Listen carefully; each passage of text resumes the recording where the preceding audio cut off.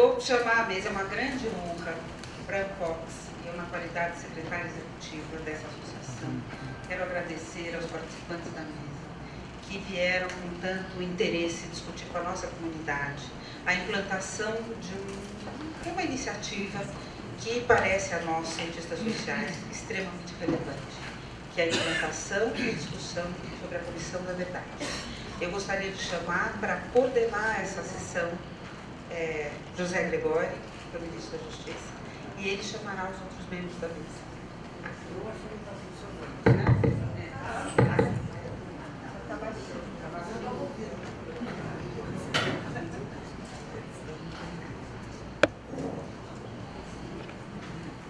Eu chamo o ex-ministro dos Direitos Humanos,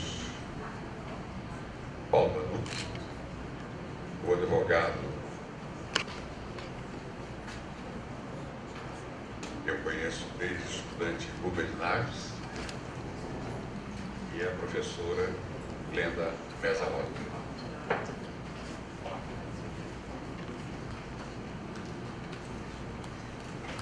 Bom, eu quero dizer, em primeiro lugar, que,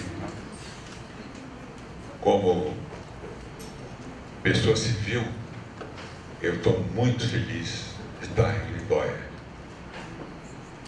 Os que me conhecem bem sabem que também, na minha dimensão narcísica, eu estou feliz porque vejo o quanto tem sido útil o esforço de Bibia, de maneira que eu me sinto um pouco responsável pelas coisas acontecerem tão bem.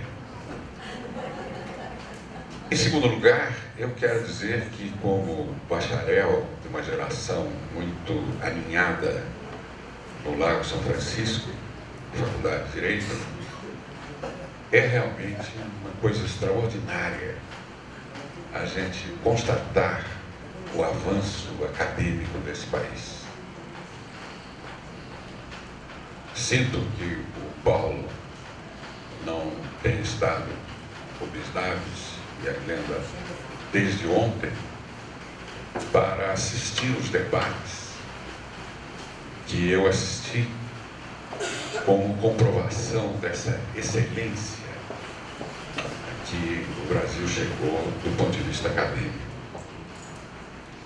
Pela densidade dos temas, pela maneira de discutir, vão a fundo nas questões, quer dizer, realmente é um banho de um Brasil inesperado, do ponto de vista da minha geração bacharelística.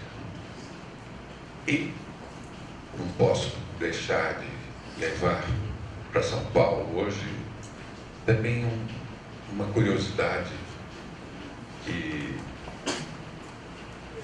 como é que o Brasil é capaz de reunir um time dessa qualidade com reflexões tão múltiplas, e como é que essa cabeceira de água pura e de finíssima qualidade, como é que isso não está chegando em todos os lugares? Quer dizer, como é que essa educação brasileira ainda é motivo de tanta angústia, não é? Quando foi capaz de produzir um espaço de excelência como esse. É mais um tema para a gente meditar. E exatamente por essa capacidade que essa academia tem de se referir com temas que estão na sociedade, que estão correndo na atualidade, num painel de imensas indagações e discussões, está a Comissão da Verdade, que acho que é um tema que mostra a capacidade brasileira de se recompor com a linha democrática, com o Estado democrático de direito. Não se chegou a essa Comissão da Verdade esperando que ela viesse no bico da cegonha ou no saco farto do Papai Noel. Isso é produto de muita luta, de muito esforço, que no campo dos direitos humanos é inevitavelmente uma marcha que avança, que estanca, às vezes regride um pouco, mas retoma o caminho. E foi capaz de trazer para o Brasil um tema que é comprobatório do adiantamento dos direitos humanos em muitos países. E acho que, sem dúvida nenhuma, nessa mesa estão representados esforços que tornaram possível a criação dessa comissão. É claro que teria mais um lugar para a Veroca Paiva, que estaria aqui em nome dos familiares das vítimas no período da ditadura militar.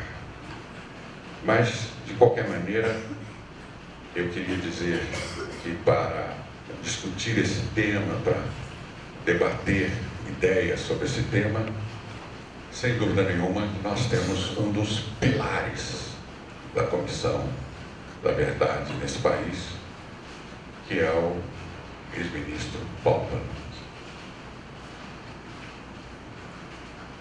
Aqueles que me conhecem bem o ministro, sabem que nós temos uma religião comum, mas frequentamos paróquias diferentes. E essa deslocação meramente geográfica nunca foi motivo para que ambos sempre lutassem juntos, estivessem sempre na estacada, defendendo as ideias de direitos humanos e, modestamente, no meu caso, com toda a razão, no caso dele, a verdade é que esse esforço comum e ecumênico fez com que se plantasse no Brasil uma ideia que acho que veio para ficar, de que direitos humanos não é coisa de governo, não é tema de governo, mas é tema de Estado. É alguma coisa que permanece, que perpassa as paixões momentâneas, que perpassam as divisões partidárias e os interesses eleitorais.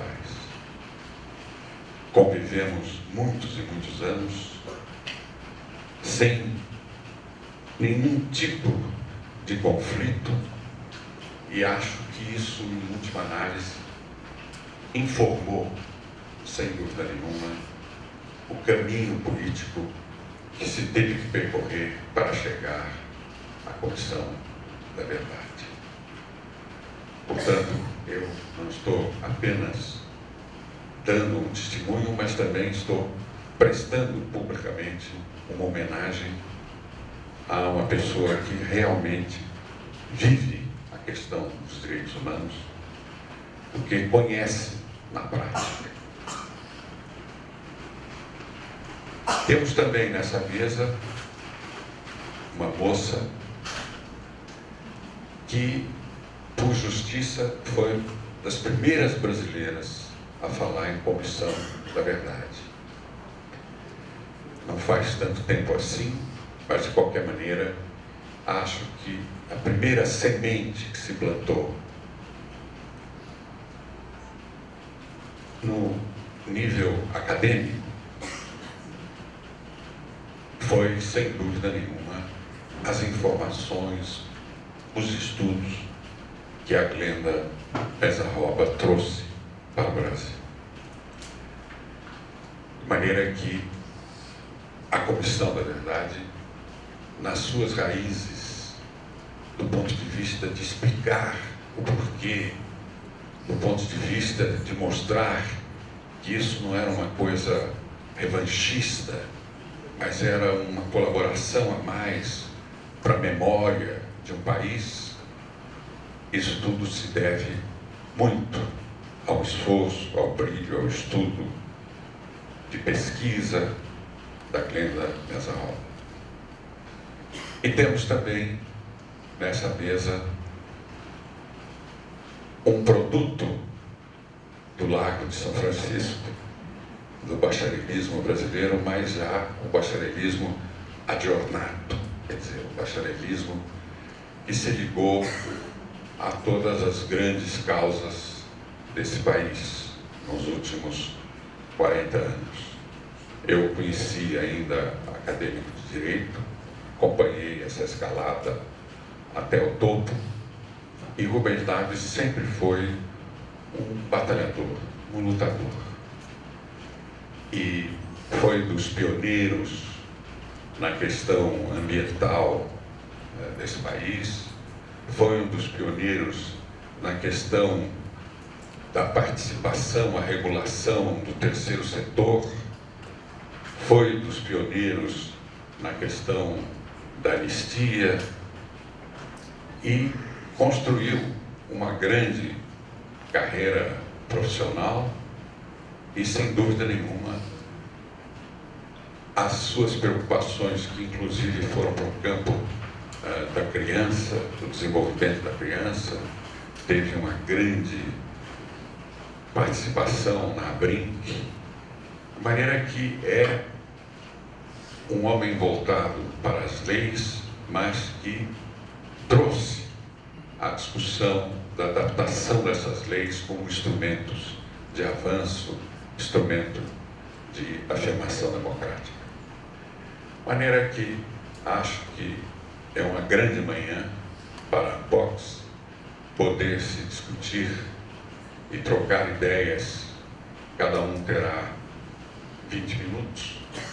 Eu farei o papel antipático de mostrar quando os 20 minutos se esgotarem e depois abriremos naturalmente para uma conversa com debates, perguntas, respostas, dado que acho que um auditório como esse, que não é só importante do ponto de vista aritmético, mas é importante do ponto de vista algébrico, pela capacidade que tem de irradiar o que aqui foi discutido, e, sem dúvida, isso é necessário para uma comissão que já é lei, já é ato, porque está em pleno funcionamento, e, sem dúvida nenhuma,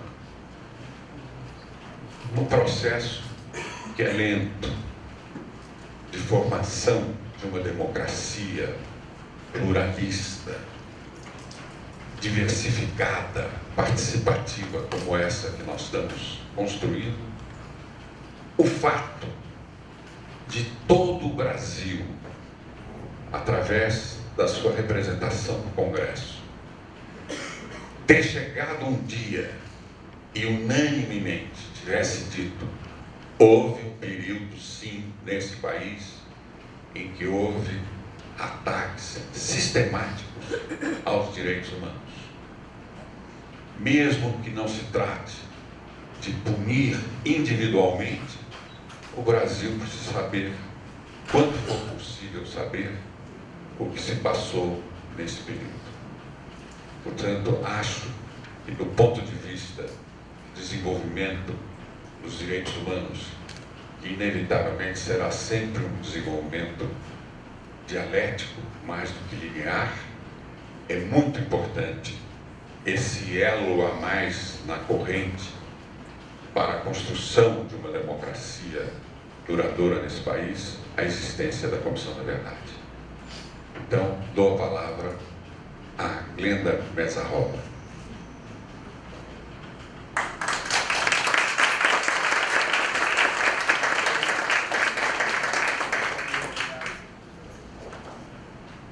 Bom dia a todos. Em primeiro lugar, eu gostaria de agradecer o convite da Maria Filomena Gregório para estar aqui, compondo essa mesa. A generosidade do Dr. Gregório, todo mundo já conhece, certamente exagerou bastante, mas eu agradeço muito a generosidade das suas palavras. E antes de começar a minha fala, agradeço naturalmente a oportunidade de estar aqui com o ex-ministro Paulo Vanucchi, com o Dr. Naves e com vocês. E antes de começar a minha fala, então eu queria lembrar, já que o Dr. Gregório mencionou que eu sou uma das pessoas que primeiro começou a pensar essa questão, eu queria lembrar os meus mestres que me trouxeram até aqui, o Gildo, o Andrei Körner e o Regis de Castro Andrade. Então vamos lá. Eu vou seguir umas anotações para não me perder.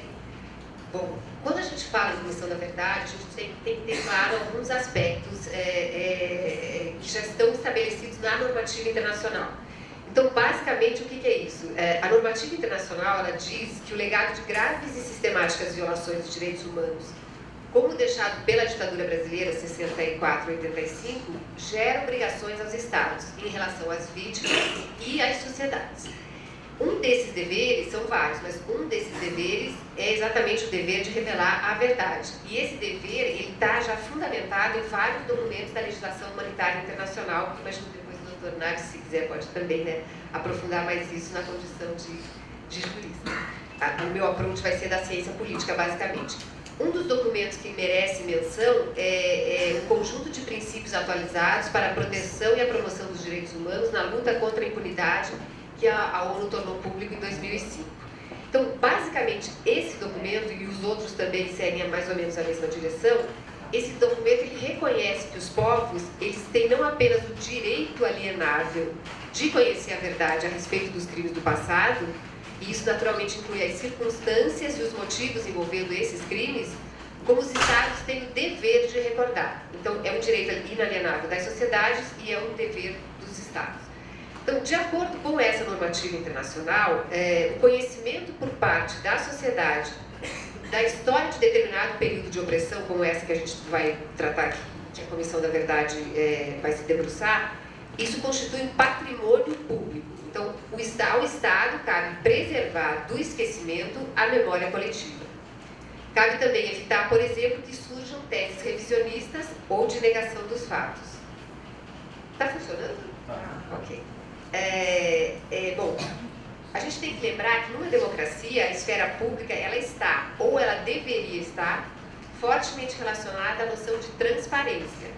Então, como apoio, como sustentáculo dessa noção do direito à informação, está a premissa básica de que o poder público detém a informação em benefício da coletividade.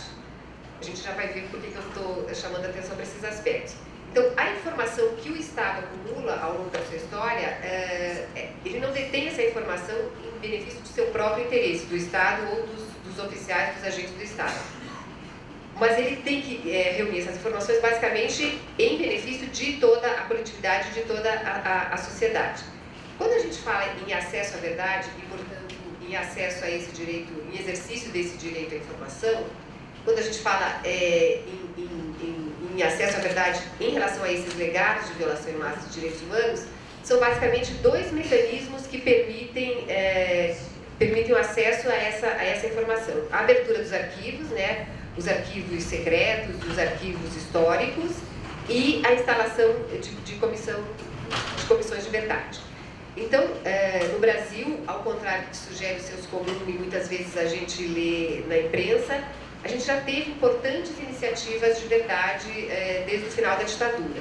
A primeira delas, que durante muito tempo foi a única, o ministro Paulo Vanucchi, depois, se quiser, também pode tratar, ele participou, foi o projeto Brasil Nunca Mais, né? Encabeçado pelo Dom Paulo Evaristo Arce e pelo reverendo James Wright, com o apoio da Conferência Mundial de Igrejas? Conselho Mundial de Igrejas, Conselho Mundial de Igrejas, que publicou aquele livro Brasil Nunca Mais.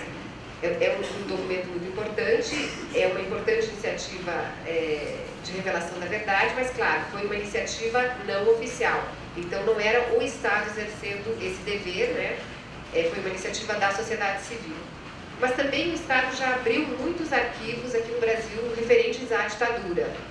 Isso começa, e a gente consegue entender claramente por que a presidenta Dilma, quando foi instituir a Comissão da Verdade, ela quis dar um caráter de iniciativa de Estado e não de governo, como o Dr. Gregório mencionou a questão dos direitos humanos. E quando ela convida o Collor, embora ele tenha sido um desastre na maior parte dos temas do governo dele, na questão dos direitos humanos ele deu alguns passos pequenos, mas importantes.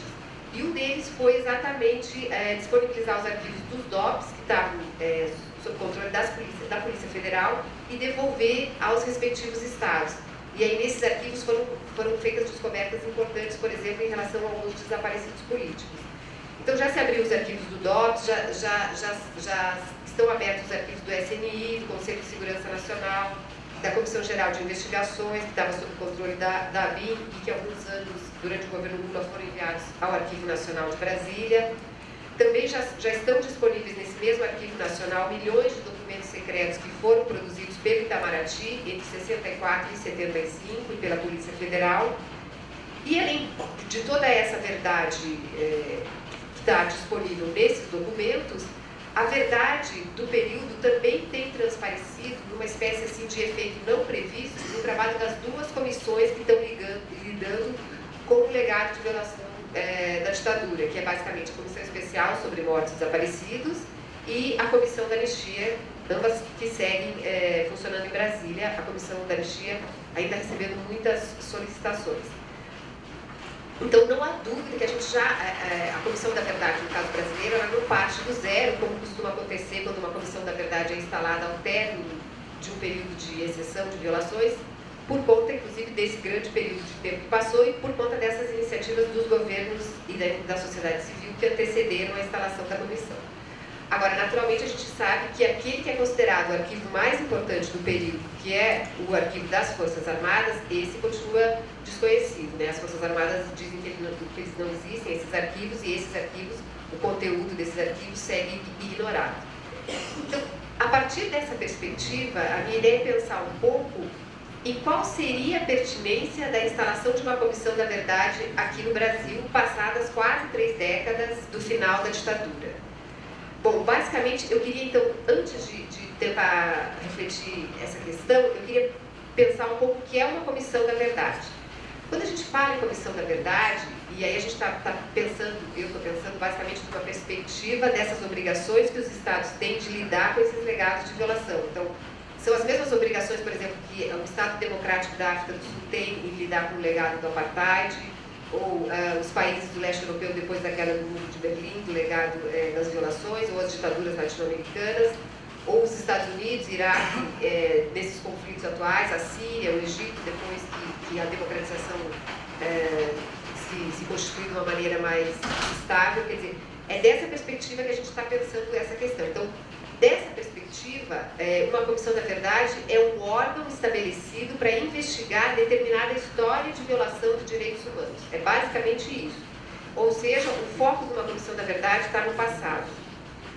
De modo geral, uma Comissão da Verdade é criada por uma decisão oficial, muitas vezes é decreto, no caso do Brasil foi uma lei aprovada no Congresso, e aí o ministro Varoufo também certamente vai tratar disso com mais propriedade. E uma Comissão da Verdade geralmente tem um mandato previamente estabelecido, tem data para começar e data para acabar, e é bom, a literatura acadêmica aponta que é bom que seja assim, que funcione assim. De modo geral, varia de 6 meses a 2 anos. Algumas são chamadas Comissões de Esclarecimento Histórico, outras são Comissão de Verdade e Justiça, outras Comissão de Verdade e Reconciliação. No caso da brasileira, é Comissão Nacional da Verdade. Bom, basicamente, essa necessidade de se conhecer a verdade, ela está relacionada aos tipos de violações que foram cometidas no regime de exceção, no caso, na ditadura brasileira. Sobretudo, desaparecimentos e assassinatos envoltos em sigilo, quer dizer, crimes que nunca foram sequer, em muitos casos, assumidos pelo aparato do Estado. São objetivos de uma Comissão da Verdade. descobrir, esclarecer e formalmente reconhecer os crimes do passado, restaurar a dignidade e facilitar o direito das vítimas da verdade, contribuir para a justiça e accountability, acentuar a responsabilidade do Estado e recomendar reformas, reduzir conflitos e estabelecer a legitimidade de um novo regime. Então, basicamente, esses são os principais deveres de uma comissão da verdade. Isso parece banal, mas é importante ter em mente, sobretudo quando se critica alguns aspectos da comissão da verdade, que a gente vai tratar um pouco mais para frente. Ou seja, uma comissão da verdade é um fórum público de accountability histórica relacionado a eventos traumáticos contestados. É basicamente isso, se fosse para resumir em uma única frase, como bem sintetiza uma das maiores especialistas no tema, que é a norte-americana Ruth Taylor. Bom, então, basicamente, as atividades de uma comissão da verdade, elas não se confundem com as atividades de um tribunal. Naturalmente, os achados de uma comissão da verdade devem ser encaminhados ao judiciário, ao Ministério Público, sempre que for o caso. Mas não se pode esperar de uma comissão da verdade que ela desempenhe o papel de um tribunal. No caso do Brasil, ainda que já se passaram quase 30 anos e é uma democracia bastante consolidada, quer dizer, existe toda a estrutura do judiciário para dar conta dos aspectos de processar e, eventualmente, punir os responsáveis pelos crimes. O papel da comissão não é esse, então é um equívoco quando se cobra isso de uma comissão. Ao término dos trabalhos de uma comissão da verdade, ela deve avaliar a possibilidade de fazer recomendações sobre as melhores formas de proteger os direitos humanos da sociedade onde ela está implantada, né, no caso do Brasil, e publicar um relatório oficial que trate, então, dessas recomendações e dos achados. Bom, isso posto, quer dizer, tendo dado esse breve panorama sobre o que é uma comissão da verdade, eu queria agora, então, pensar, voltar um pouco para aquela questão que eu coloquei antes, que é basicamente, antes de tentar responder sobre a pertinência da criação da comissão da verdade, é pensar um pouco sobre o espaço que foi dado à verdade na construção do processo de acerto de contas do Estado brasileiro com a sociedade e as vítimas, os familiares das vítimas da ditadura. Basicamente, se a gente pensar, na minha perspectiva, quer dizer, esse processo de acerto de contas, o Estado lidando com esse legado, começa com a aprovação da Lei da Anistia em 1979, que naturalmente ainda era ditadura e naturalmente não era interesse do legislador e da ditadura, dos militares naquele momento, ao aprovar a Lei da Anistia, obviamente não era o interesse principal não era iniciar o processo de acerto de contas, pelo contrário, o interesse principal era encerrar o assunto da questão das violações de direitos humanos e das reivindicações dos familiares e das vítimas. A ideia era justamente, digamos assim, esquecer o assunto como defendia o presidente Figueiredo, né? O general Figueiredo. Ele basicamente, ele demonstrava essa intenção dos militares, dizendo que aquele era um momento de pacificação, e que com a anistia, pretendia se encerrar a possibilidade de discutir a violência do período. De uma maneira super simplificada, basicamente, há estudos super interessantes do professor Florestan Fernandes, do professor Fernando Henrique e do professor Brasílio também, que mostram a inserção da lei da anistia numa lógica político-partidária e a volta do pluripartidarismo, mas basicamente a ideia era enfatizar o potencial esquecimento da lei. E isso, se a gente pegar as mensagens que o Figueiredo mandou para o Congresso na época de encaminhar o projeto de lei, e depois isso está o tempo todo presente. Quer dizer, a ideia era que anistia, amnésia, esquecimento das violações e, sobretudo, garantia de impunidade aos torturadores e aos criminosos. Bom, quando a lei da anistia foi aprovada, naturalmente ela foi mais eficaz aos integrantes do aparato de repressão do que as reivindicações das vítimas, né? Vocês sabem, houve um movimento forte pela aprovação da anistia no final da década de 70, foram criados os comitês brasileiros de anistia, mas o que se reivindicava na época não é a anistia que a lei aprovou. Não era essa anistia. Se a gente pega os documentos do período, o que se reivindicava era basicamente a volta da democracia, o fim das torturas, a libertação dos presos políticos, a responsabilização dos torturadores. Então, muito habilmente a ditadura conseguiu capturar essa ideia de anistia e usá-la de uma maneira totalmente diferente do que foi reivindicado. Então, a lei que foi aprovada não foi a tal da anistia ampla, geral e restrita, mas foi a lei que garantia impunidade aos violadores de direitos humanos. Então, basicamente, claro que a anistia vai contribuir para a transição para a democracia, não há dúvida, é um momento, digamos assim, de conciliação pragmática, e depois disso vai haver um grande período em que o Estado brasileiro não vai mais lidar com essa questão do legado das violações em massa. Vai ser só em 1995, portanto, 10 anos depois do fim da ditadura, e aí o Dr. Gregório também pode falar mais sobre isso, se ele quiser, porque ele enfim, foi um dos autores da lei, né? A Lei 9.140, que é a lei dos desaparecidos. Então, só depois, 10 anos depois do fim da ditadura, o Estado volta a prestar atenção às reivindicações dessas vítimas e vai elaborar e encaminhar ao Congresso Nacional um projeto de lei que depois viria a se tornar a Lei dos Desaparecidos, que é aprovada, né? Quando o Estado vai reconhecer sua responsabilidade sobre os mais graves crimes do período, basicamente as mortes